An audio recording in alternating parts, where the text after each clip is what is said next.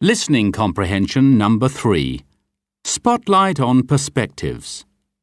Perspectives on life. Oh, phew. My homework is freaking me out. This thing I have to write for my English class on Friday is impossible. My English teacher, Mrs. Langdon, wants us to write an essay called Perspectives on Life. I don't have any inspiration, and just thinking about it makes me miserable. My mind is one big blank. Surely that can't be too hard. Just write about how you see different things in life and why. I don't know how to start. I'm not too bothered about how other people live their lives. I mean, it's really up to them, right? I've got no right to comment on other people's lifestyles. It's true we are responsible for our own lives. Most people would agree with you. And I think you can say that in your essay. But I also think it's kind of interesting to look around and observe differences in the way people dress, how they talk and act and things like that. Anyway, I need lots of inspiration to write this essay because I want to get a good grade. English is an important subject, you know. Why don't we go down and watch people in the underground for a while? That might give you a starting point, and it will probably give you some perspective, observing people from all walks of life. You mean I have to go up to total strangers, asking them about their political views, if they believe in God and whether they eat meat? I don't think so. Well, maybe you can start by simply looking at people and seeing how different they are on the outside. You can save the questions for people you actually know, or think you know. I bet you'll gain new insights into the values of old friends and family members. Just ask someone you know well what they think of a certain political party or politician.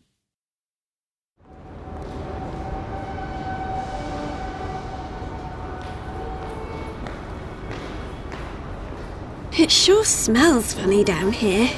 It's like there's never enough fresh air in the underground. It's like a busy, muggy little world of its own. And judging from his appearance, that man over there probably doesn't smell too fresh either. Do you think he's always been like that? No, I guess not. Maybe his wife threw him out when he started drinking too much.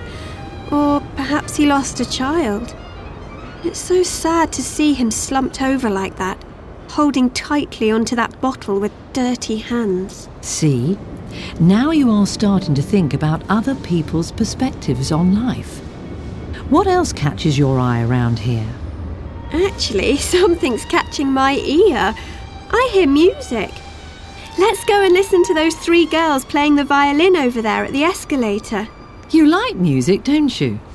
I remember you telling me that you worked quite hard for a while to get into the local music school. But I didn't make it. It was hard finding time to practice the piano on top of homework and football training. I guess I gave up. How do you feel now, watching those girls playing down here? Well, I guess I admire them. I know how much practice you have to put in to be that good. They really must love what they do and want to play no matter where. Some people will do almost anything to be able to do their thing. That's cool. Their music makes the ugly, dirty surroundings beautiful. The walls are singing. You sound poetic now. You're a poet and you don't know it. Maybe you should write a poem about music for your English class as well. Hey, hold on. It's not that I love this classical music, but it really sounds awesome when the notes echo from wall to wall. It's like a new dimension. Speaking of new dimensions and perspectives, what do you think of that woman over there? Terrible taste in clothes, and she's wearing too much makeup. I would never put on that Hold on a mo. Think outside the box. What does she do for a living? Is she happy? Where is she going? You ask tricky questions. She looks like one of my old teachers, but she carries a briefcase and wears a bottle green suit. Perhaps she's a social worker on her way to a court hearing. I think that poor man we saw first could do with a bit of help from social services. You could probably write a whole essay just about his life. Well, I can see you're widening your perspective a bit now. Well done. Does perspective always have to do with seeing or looking at things? What do you mean? Well, we often say that perspective has to do with how we see things. Perspective is how we look at different things in life. We even say point of view. But people that can't see have perspectives on life too. They feel and think and worry about things. That man over there, doesn't he have a perspective on life?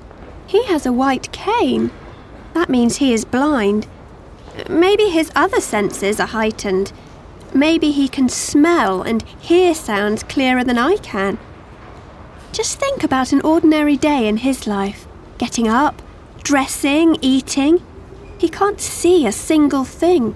It's all dark. So he has to see things from the inside and feel them. That's probably some of his daily perspective. I could never handle that. See? Perspective doesn't always have to do with our ability to observe something with our eyes. Perspective is also about the attitudes and values we carry inside us, based on the things we have experienced in life. There's so much more to a person once you get below the surface. I think I get it now. Everyone has a perspective. Perspective has to do with what you see, what you experience, what you think. I know what to write now.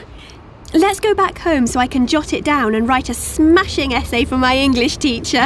Glad to be of help. But you did most of the work yourself. Well done.